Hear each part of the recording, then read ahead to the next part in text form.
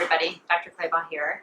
Enjoying, I don't know what day we are now in our self-quarantine, but I can tell you for a while it was like a dream come true for us introverts. I've got my taxes done, gotten a lot of work done on the school, done some projects around the house, and pretty much spent most of every second hanging out in the barn with my horses. And it's been a joy.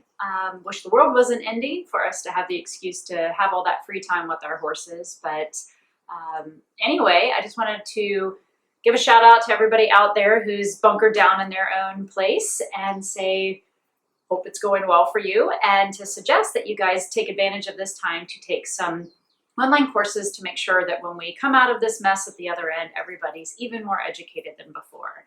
So one of the classes that I think is very important to promote at this time is our infectious disease course, because that is why we are in the mess we're in. Infectious diseases are incredibly difficult to control the spread of, especially if you don't have all the information available and you don't know how to react appropriately.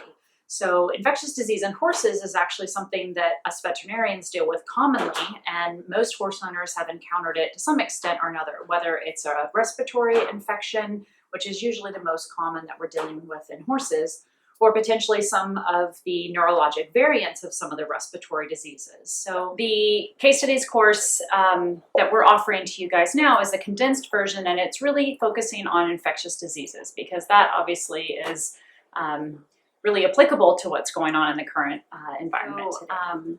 So this case studies course is going to cover infectious diseases that affect the respiratory system, the gastrointestinal system, the skin, the integumentary system, and the neurological system. Okay, and we go over them in depth so you know how to recognize these conditions, how to respond appropriately, which ones are easily transmitted, how they're transmitted, which ones are potentially infectious to humans, zoonotic.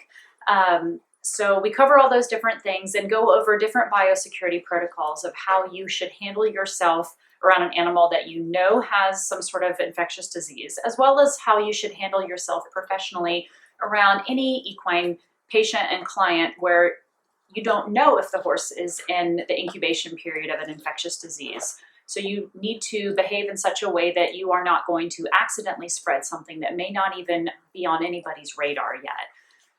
So I think you'll find this course is not only really interesting, and it certainly gives you guys something to do when you're stuck in your apartment or house right now, but I think it's not only interesting, but it's also very applicable, and it'll help you be a more conscientious horse owner or a horse professional. Okay, thanks for watching.